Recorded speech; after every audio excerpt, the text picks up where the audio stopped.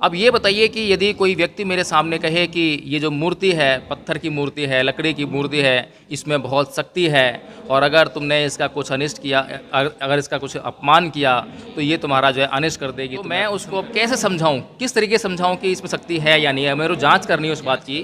तो मैं सीधी सी बात है कि वो कह रहा है कि अगर इसका तुमने अपमान किया तो मैं अपमान करना पड़ेगा जांच करने की। पहला सील बताता हूँ आपको जो है कि पानातिपाता बेरमणि सिक्खापदं समादियामि, यानी मैं प्राणी हिंसा से व्रत रहने की शिक्षा ग्रहण करता हूँ।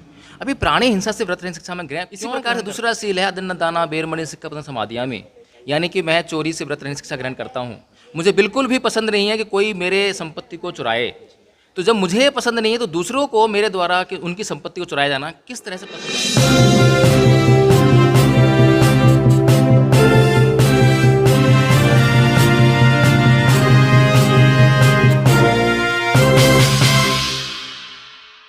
नमो बुद्धाय, जय भीम। मैं ऋतिक रोशन स्वागत करता हूं आप सबका अपने चैनल प्रज्ञा टाइम्स में। और मेरे साथ दिल्ली से चल करके आए हुए एडवोकेट जय भीम प्रकाश जो है कि मौजूद हैं और हम इनसे कई सारी बातों पर जो है कि चर्चा करेंगे। तो सर, सबसे पहले मैं आपका परिचय थोड़ा जानना चाहूँगा। ऋतिक जी, मैं एडवोकेट जय भीम प्रकाश दिल्ली से हूँ और दिल्ली में प्रैक्टिस करता हूँ और सामाजिक कार्य करता हूँ, धार्मिक कार्य करता हूँ, राजनीतिक कार्य भी करता हूँ। कुल मिलाकर समाज को जिस क्षेत्र में ज़रूरत होती है, विचारों से अभी फिलहाल मैं कार्य करता हूँ और जहाँ क्षेत्र में जो पड़ती है वहाँ भी आता हूँ।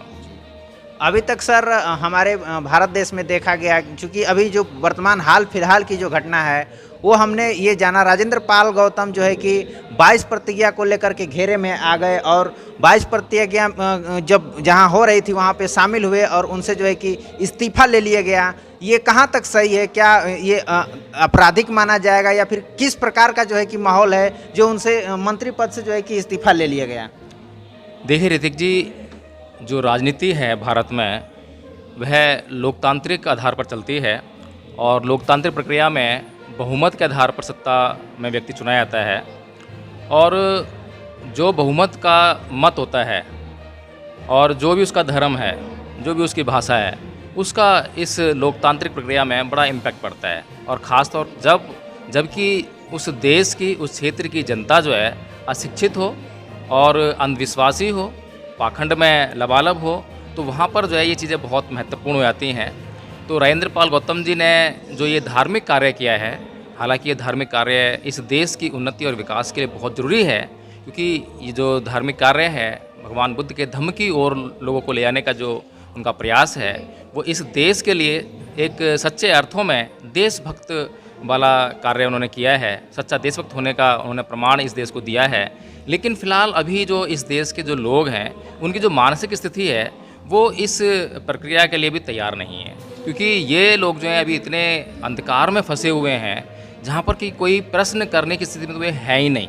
लेकिन जब इनके सामने हम कोई प्रश्न करते हैं उस पाखंड अंधविश्वास को लेकर, तो वो उससे भी इनकार करते हैं या उस प्रश्न से दूर भागते नज़र आते हैं और उस पर कभी भी वो खोज करना नहीं चाहते हैं, उसको जानने का प्रयास नहीं करना चाहते हैं, बल्कि उनको इस खोज से, इस प्रयास से डर लगता है। उनको डर लगता है कि अगर हमने जो है ईश्वर के खिलाफ, देवी देवताओं के खिलाफ कुछ भी बोला तो हमारा अनिष्ट हो जाएगा।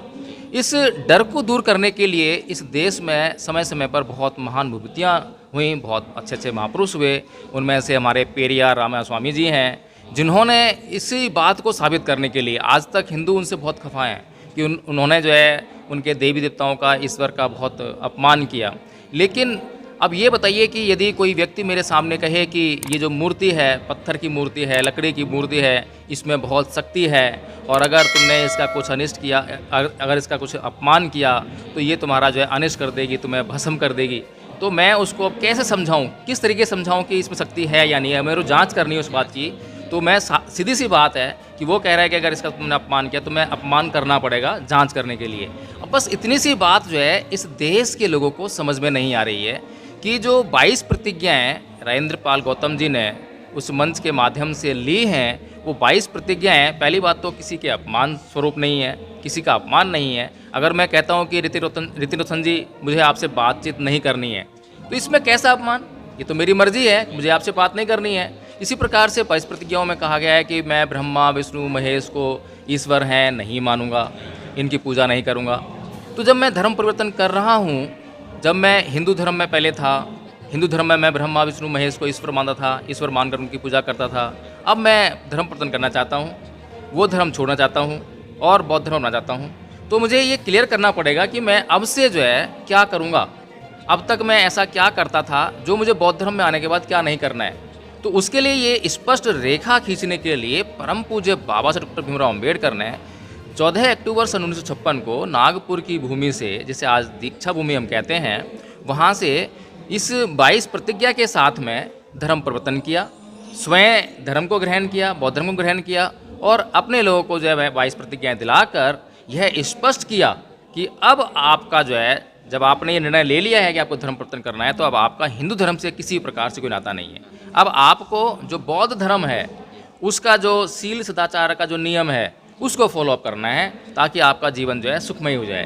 तो बाबा साहब डॉक्टर भीमराव अम्बेडकर यहाँ पर जो है किसी का अपमान करने की मंशा से 22 प्रतिज्ञाएं नहीं कह रहे हैं। अगर अपमान करने से या अपमान करने की मंशा से परम पूज्य बाबा साहब डॉक्टर भीमराव अम्बेडकर ने कोई बात कही होती, तो इस देश में जो 1956 में बाबा साहब डॉक्टर भीमराव अम्बेडकर ने प्रतिज्ञाएँ ली थी, ये दिलाई थी लोगों को, और 1950 में इस देश का संविधान बन गया था, इस देश का सुप्रीम कोर्ट लागू हो गया था, इस देश का सुप्रीम कोर्ट जो है एक्टिवली काम कर रहा था, संसद एक्टिवली काम कर रही थी, और इस देश में जो ये आरएसएस है 1925 में उसका निर्माण हो गया था। इस देश में अन्य और भी हिंदू संगठन बने हुए थे। आर्य समाज की स्थापना आपकी 1866 में हो गई थी। तो ये सारी जो संस्थाएं भी थी, हिंदू धर्म का इतना बड़ा तबका भी था, सब लोग मौजूद थे। किसी ने कोई विरोध नहीं किया, किसी ने कोई आंदोलन नहीं किया, किसी ने किसी को इसी बात को चुनावी मुद्दा नहीं बनाया। तो कुल मिलाकर यह है कि इन 22 प्रतिज्ञाओं में किसी भी प्रकार से किसी भी हिंदू देवी देवता का कोई अपमान नहीं है। लेकिन क्योंकि नरेंद्र मोदी की सरकार है और झूठ बोलने के लिए, लोगों को गुमराह करने के लिए, लोगों को जो है दंगे, धार्मिक दंगों में, उन्माद में फंसाने के लिए मशहूर हैं। भारतीय जनता पार्टी अच्छी तरह जानी जाती है धार्मिक दंगों को, सांप्रदायिक दंगों को करने के लिए। गोधरा कांड अभी ये देश भूला नहीं है। मानवता की जो, मानवता को शर्मसार करने वाली जो घटना है इस पूरे विश्व की, वो गोधरा कांड जो है बहुत प्रमुख है इस देश की घटनाओं में जो है। तो इस देश में अभी जो सत्ता में सरकार स्थापित है उसका सिर्फ एक ही एजेंडा है कि इस देश के लोगों को सांप्रदायिक आधार पर बांटे रखा जाए और एक गुट को हम चुन लें और दूसरे गुट को, जो कि अल्पसंख्यक है, उनको जो है बांट के रखा जाए ताकि वो सत्ता में कभी ना आए और हम हमें सत्ता में बने रखें। तो ये सांप्रदायिकता जो है, इसका जो इस्तेमाल जो है, ये जो बीजेपी है, आरएसएस है, हिंदू लोग जो हैं इस देश में सत्ता में बने रहने के लिए कर रहे हैं। एक चीज़ मैं यहाँ पे और सर एक पॉइंट रखना चाहूँगा, चूँकि बहुत ही चर्चित विषय है आस्था का आहत होना। चूँकि जो देवी दुर्गा या फिर हिंदू धर्म के जो भी देवी देवता हैं, अगर उनकी सच्ची कहानियाँ ही कह दी जाती हैं, जो उनके तरफ से जो है कि बताया गया है, जो लोग समझते हैं, जिसको वो लगातार माइकों में बोलते हैं, बड़े बड़े जो प्रोग्राम उनके लगते हैं, उन प्रोग्रामों में वो चिल्ला चिल्ला करके बताते हैं, अगर उस कहानी को ही हम अगर अपने मुंह से कह देते हैं, उसमें से थोड़ा सा पॉइंट भी निकाल करके हम उनके सामने रख देते हैं, तो उनकी आस्था आहत हो जाती है। जबकि वहीं हम विपरीत दिशा में देखें बुद्धिज्म को, तो बुद्ध के कई ऐसा बहुत सारे अवशेष हैं जो कि पहाड़ों में अभी पड़े हुए हैं और उन्हें देवी देवता बना करके लोग उनका जो है कि बदलाव कर दिए, आज दूसरा देवी का नाम दे दिए। आखिर इनसे क्या बुद्ध को मानने वाले लोगों की भावना आहत नहीं होती है? आखिर वो जब बोल देते हैं तो उनके ऊपर एफआईआर वो लोग कर देते हैं। आखिर ये कहाँ तक सही है? देखिए ऋतिक जी, इस देश में जिस धम्म के प्रचार और प्रसार की बात हम कर रहे हैं, वह धम्म हमें 5 सीलों पर आचरण करने के लिए कहता है। और 5 सील क्या हैं? 5 सील ये हैं कि पहला सील बताता हूँ आपको, जो है कि पानातिपाता बेरमणि सिक्खापदं समादियामि, यानी मैं प्राणी हिंसा से व्रत रहने की शिक्षा ग्रहण करता हूँ। अभी प्राणी हिंसा से व्रत रहने की शिक्षा मैं क्यों ग्रहण करता हूँ? क्योंकि मुझे खुद अपने प्राणों की रक्षा करनी है।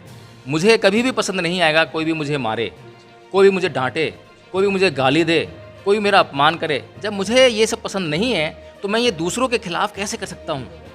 इसी प्रकार से दूसरा सील है अदन्न दाना बेरमणि सिक्खापदं समादियामि, यानी कि मैं चोरी से व्रत रहने की शिक्षा ग्रहण करता हूँ। मुझे बिल्कुल भी पसंद नहीं है कि कोई मेरे संपत्ति को चुराए। तो जब मुझे पसंद नहीं है तो दूसरों को मेरे द्वारा कि उनकी संपत्ति को चुराया जाना किस तरह से पसंद आएगा? इसी प्रकार से तीसरा सील है कामेषु मिच्छाचारा बेरमणि सिक्खापदं समादियामि, यानी कि मैं व्यभिचार से व्रत रहने की शिक्षा ग्रहण करता हूँ। इसका मतलब ये है कि जिस प्रकार से मुझे अपने परिवार की स्त्रियों की बेइज्जती कराना दूसरों से पसंद नहीं है कि मेरी माँ, बहन, बेटी की कोई बेइज्जती करे, उनके साथ में अभद्र व्यवहार करे। तो इसी प्रकार से इस संसार के किसी भी व्यक्ति को अपने से जुड़ी हुई महिलाओं की बेइज्जती करवाना या करना बिल्कुल पसंद नहीं है। कोई नहीं चाहता कि उनकी जो महिलाएं हैं उनसे जुड़ी हुई जो है उनकी जो है कोई इज्जत लूटे या उनकी इज्जत से खिलवाड़ करे। इसी प्रकार से चौथा सील है कि मूसा वादा बेरमणि सिक्खा समादयामि, यानी मैं झूठ से व्रत रहने शिक्षा ग्रहण करता हूँ। तो कोई भी व्यक्ति नहीं चाहता कि उससे कोई झूठ बोले। पांचवा सील है सुरा मेरे मज प्रमाद ठाना बेरमणि सिक्खा समादयामि, यानी कि मैं नशा पान से व्रत रहने की शिक्षा ग्रहण करता हूँ, प्रमाद से व्रत रहने की शिक्षा ग्रहण करता हूँ। तो कोई भी व्यक्ति नहीं चाहता कि दूसरे नशा करें, क्योंकि हर कोई जानता है कि नशा करने से जो है उनके साथ में अभद्र व्यवहार हो सकता है, उनसे गाली गलौज सकती है। दूसरे चाहते हैं ये हर कोई, लेकिन अपने से कोई नहीं चाहता। वो अपने से जब उसको नशा करता है तो उसको मज़ा आता है। उस मज़े को लेने के लिए वो भूल जाता है कि मेरे नशा करने से दूसरों को जो है कष्ट हो रहा होगा। इसी प्रकार से ये 5 सील जो हैं सबसे पहले अपने से शुरू होते हैं। लेकिन ये बड़ी विडंबना है कि इस देश में जो संस्कृति स्थापित है, जो संस्कृति इस देश के लोगों में व्याप्त है, उनके मन मस्तिष्क में बैठी हुई है, वह संस्कृति सिर्फ अपने बारे में सोचती है। वह दूसरों के बारे में कभी सोचती नहीं है। दूसरों के बारे में कभी कष्ट होगा उनको उस पर सोचती नहीं है। हिंदुओं को उनके बारे में जब कोई कुछ भी बोला जाता है, इवन सच्ची बातें भी उनके बारे में बोली जाती हैं, कुछ खोज करके प्रमाण भी उनको दिए जाते हैं, तब भी वो उसको स्वीकार करने के लिए राजी नहीं है और उससे भी उनकी भावनाएं आती हो जाती हैं। लेकिन यही हिंदू जब भगवान बुद्ध की मूर्तियों को सिंदूर लगाकर उन पर चुन्नी वगैरह लपेट कर उनको देवी बनाकर देवता बनाकर पूजते हैं, तो वे भूल जाते हैं कि इससे बौद्धों की जो सच्ची भावनाएं हैं वे आहत हो रही होंगी। यही हिंदू जो क्या नाम है, इन्हीं हिंदुओं में चोर भी हैं, डाकू भी हैं, वे भी ईश्वर की पूजा करते हैं, वे भी देवी देवता की पूजा करते हैं। हमने देखा है, फिल्मों में देखा है और यथार्थ में भी हमने देखा है कि दारू बेचने वाला भी अपने घर में मंदिर बना के बैठा है, उसके अंदर भी ब्रह्मा, विष्णु, महेश और जितने भी देवी देवता हैं, राम, कृष्ण वगैरह जो है सब उसमें बैठे हुए हैं, यानी कि वो सब उनकी पूजा करता है। तो इसका मतलब ये है कि वो सारे देवी देवता और ईश्वर उस दारू बेचने वाले को, जो कि समाज का नुकसान कर रहा है, उसकी भी हेल्प कर रहे हैं। जो डाकू हत्या कर रहा है, लूटपाट कर रहा है, उसकी भी हेल्प कर रहे हैं।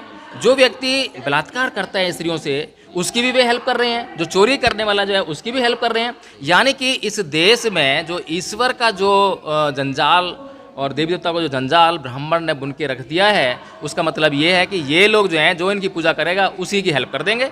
लेकिन बुद्ध का जो सिद्धांत है, बुद्ध का जो धम्म है, वो बिल्कुल भी ये नहीं कहता है। वो कर्म पर आधारित है, पूजा पर आधारित नहीं है, कर्म कांड पर आधारित नहीं है। उसमें आपके लिए कोई जगह नहीं है। अगर आप मेहनत करोगे, परिश्रम करोगे, पूंजी कमाओगे, धन कमाओगे, तो आपकी गरीबी दूर होगी।